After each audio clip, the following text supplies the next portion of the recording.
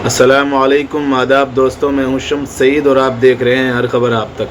दोस्तों, आपने वो कहावत तो सुनी होगी, कहाती के दांत दिखाने के और होते हैं और खाने के और होते हैं।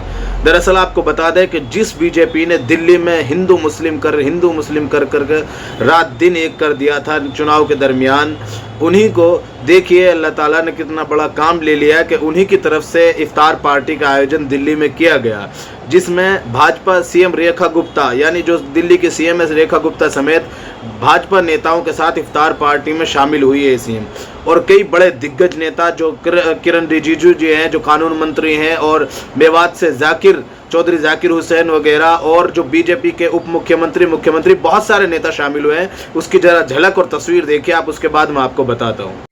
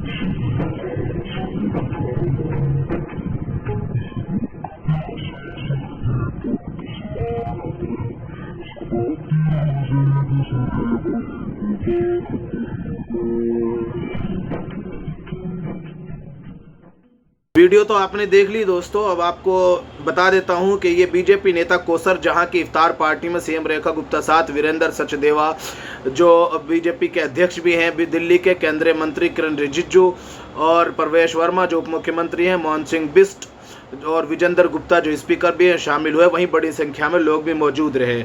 मेवात के नेता भी इस पर जो है मौजूद रहे हैं। लिखा है कि रमज़ान का महीना चल रहा है और नेताओं द्वारा अपने आवास पर इफ्तार पार्टी का आयोजन किया जा रहा है।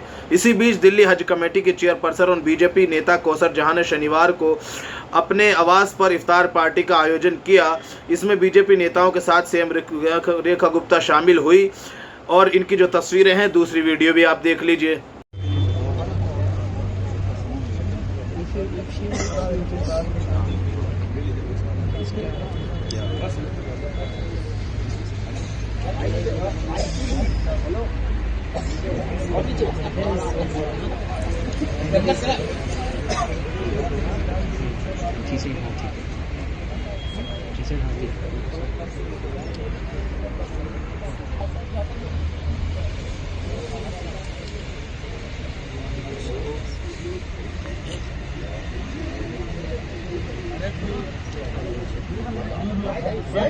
दोस्तों, ये वीडियो देखने के बाद आपको अंदाजा हो गया होगा कि बीजेपी के बड़े बड़े नेता इसमें शामिल हुए हैं, लेकिन समाज में कुछ नफरती चिंटू और नफरत के सौदागर ऐसे हैं जिनको इस बात पर भी तकलीफ हो गई कि बीजेपी की तरफ से इफ्तार पार्टी का आयोजन क्यों हो गया। उन्होंने इनको सोशल मीडिया पर ट्रोल किया है।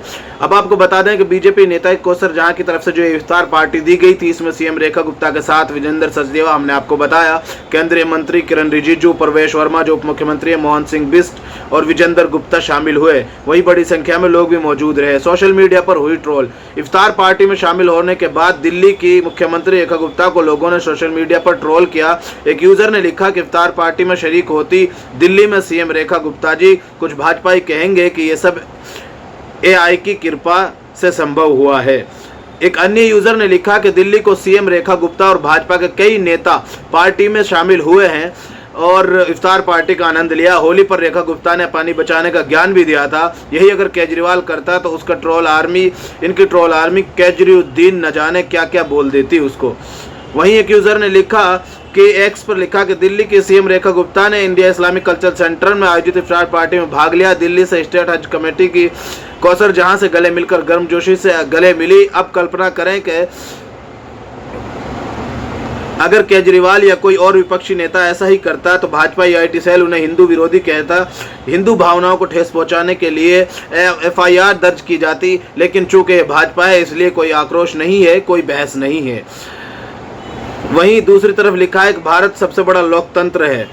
दिल्ली की CM रेखा गुप्ता ने कहा कि देश को सामाजिक सद्भाव के साथ आगे बढ़ना चाहिए। भारत सबसे बड़ा लोकतंत्र है और हम सभी को शांति और सामाजिक सद्भाव के साथ आगे बढ़ना चाहिए। देश एकता का परिचय। इसी दौरान बीजेपी विधायक मोहन बिष्ट ने कहा कि होली और जुमे की नमाज सौहार्दपूर्ण तरीके से संपन्न हुई। छोटे मोटे दंगे छोड़कर कहीं कुछ बड़ी हिंसा नहीं हुई। पूरे देश के अंदर एकता का परिचय दिखाया है। अब आप अंदाजा कीजिए दोस्तों कि इन लोगों को इस बात की भी तकलीफ हो गई कि बीजेपी की तरफ से इफ्तार पार्टी जो सालों से रिवाज चला आ रहा है, सभी पार्टियां देती है, उस पर भी इनको तकलीफ हो गई कि क्यों दे दी गई। सभी पार्टियां अपने आप को हिंदू हितैषी दिखाने में लगी हैं, जैसा कि बाकी किसी दूसरे शख्स का इस देश के आज़ादी में और इस देश को परवान चढ़ाने में कोई योगदान नहीं है।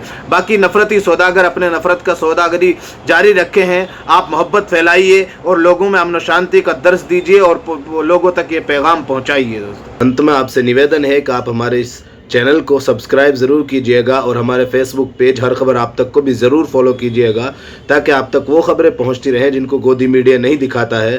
ख़ास तौर से वो छोटी खबरें बनाकर जिनको गुजार दिया जाता है, वो इम्पोर्टेंट खबरें आप तक पहुंचती रहें।